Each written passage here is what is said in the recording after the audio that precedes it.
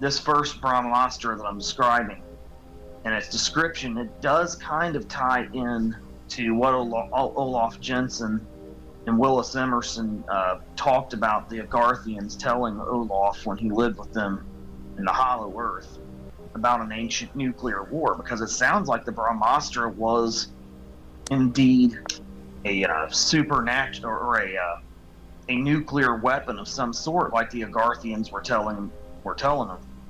Now, it also ties in, interestingly enough, with Plato's description, because he talks about Atlantis in particular being destroyed by the gods. And that, now we might be inclined to think that the fire and water that's destroyed the earth in the past was a huge natural cataclysm, but it's possible that, when you look at the ancient Hindu epics here, that this was actually something that was brought about by a god named Brahma. That's how that appears to tie into that. Another Astra I'll touch on was the Trishula Astra. That was overseen by a deity named Shiva, another very powerful god in the Hindu pantheon. The trident of Shiva was capable of destroying anything. Now, I need to do a little more research into its the exact ways by which it was to destroy anything, so to speak.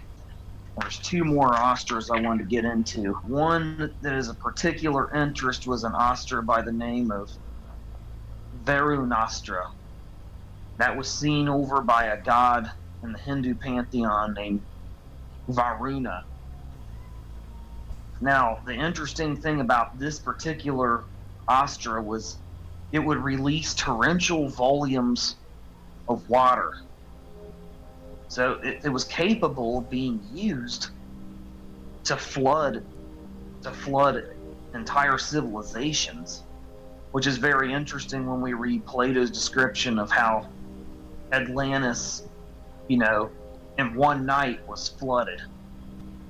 And again, he talks about the gods punishing Atlantis for the war they supposedly started, and just for being morally degenerate, at least in Plato's words.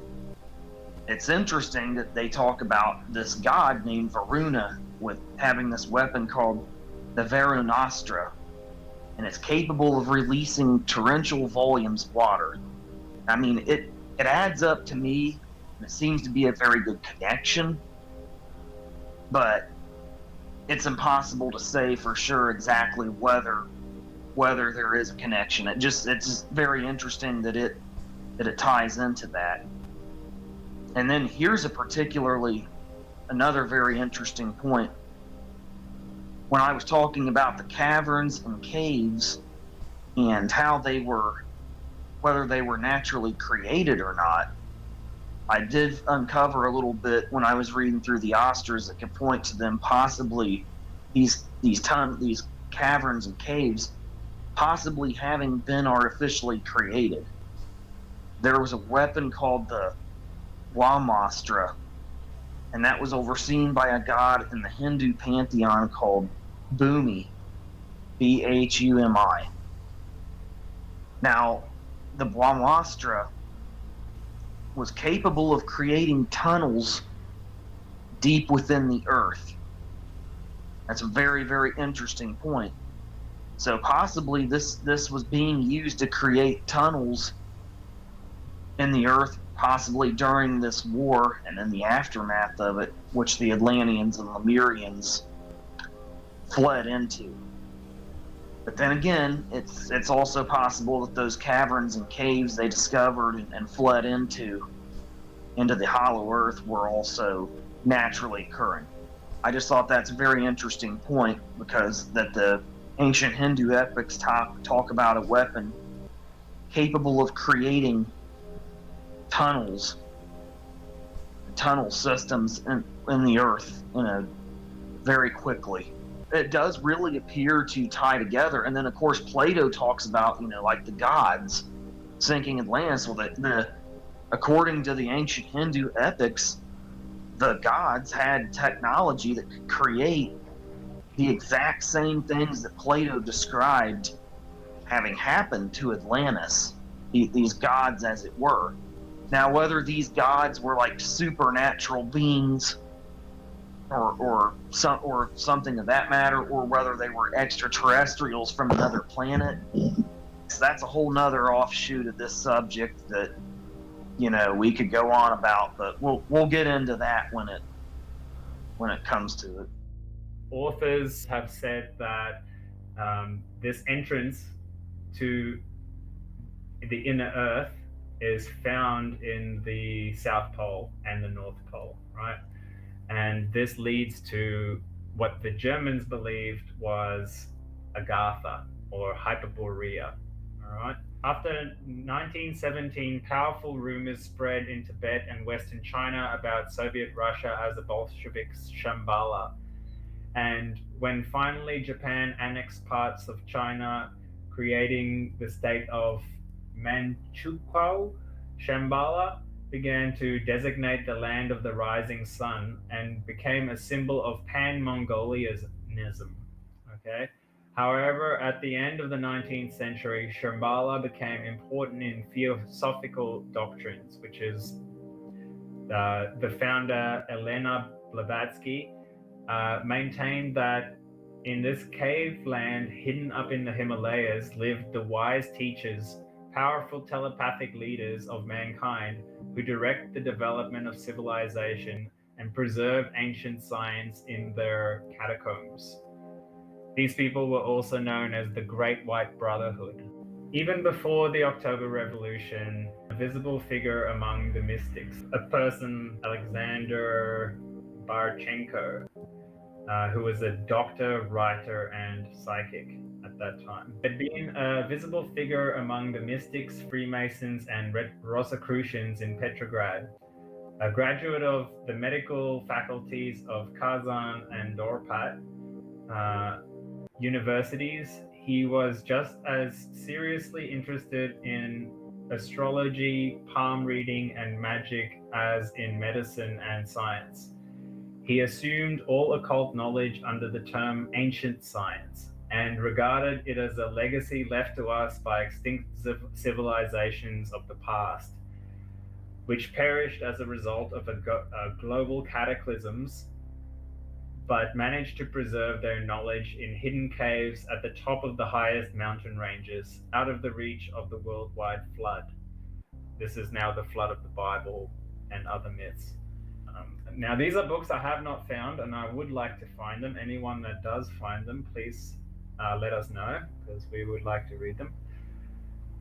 At the center of the world order suggested by Barchenko lies the cave region Shambhala Agartha, populated by all-powerful telepaths, from which important information enters the world via messages given to travelers as well as by telepathic means.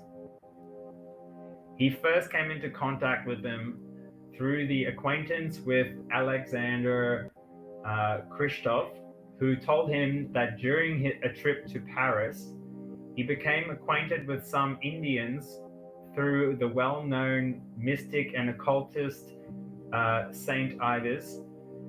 These Indians claimed that in prehistoric times there existed a very great culture in northwestern Tibet, and that this culture knew of some astonishing synthetic method that represented the highest level of universal knowledge, and that the propositions of European mysticism and occultism, including Freemasonry, constituted a distorted rehash and echo of this ancient science. Barchenko remembered what Krivtsov told me was the first stimulus directing my thinking towards a search that was to determine my entire life, assuming the possibility that remains of this prehistoric science had survived in some form or another. I began to research ancient history and the culture of mystical teachings and gradually entered mysticism. My fascination with mysticism went so far that in 1909 and 1911, having studied handbooks, I started to practice chiromancy. Barashenko refers to the synthetic method or ancient science as Dainkor, designated it with the enigmatic signs and linked it to the secret orgiastic practices of the Tantrists, which is like Hindu and Buddhist tantric um, philosophies and yogas. The strongest and most irrefutable and convincing tool in this effort is the evidence that the Earth still knows, in virtually untouched form, not only the accidentally preserved practical formulae of tantric science, but also its entire rationality based theory. So basically, he's saying that some of these methods still exist and also the theory behind them. So it's not just mythology anymore, it's a practical science. In 1911, convinced of the practical value of ancient science, Barashenko carried out experiments to determine the nature of telepathy, or as it was then called, brain rays. In his article, The Transmission of Thought Over a Distance, Barashenko describes the original contraption he used for his paranormal experiments. Now, I won't read exactly how this contraption worked, it's a little bit involved, but basically, these people started to investigate telepathy back then, and some of them, through these secret societies, were able to contact what they believed were the Agathans, which was populated by political telepaths, magic leaders who are able to influence life on Earth using incantations and power of thought. These powerful creatures allegedly live in caves in the Himalayas and from time to time send out emissaries to the powerful of this world.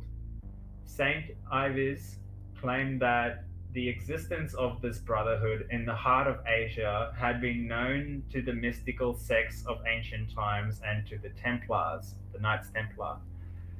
It was this claim of the French occultists in Barashenko's retelling, which would later become the starting point of research carried out under the auspices of the OGPU. The Bolshevik Revolution put a temporary stop to Barashenko's research in the field of telepathic connections and a direct link to the Synarchic Brotherhoods of Asia. In his mystical presumption, he reckoned that the key of the solution of social problems was to be found in Shambhala Agartha, this conspiratorial Eastern site where elements survived of the knowledge and experience of a society that had reached higher stage of social, material, and technological development than contemporary society. And because of that, it was very important to find ways to reach Shambhala and establish ties with it. The people best suited to this task were probably those who were free from any attachment to material things, property, personal enrichment, free from egotism, that is, people who had reached the heights of moral perfection.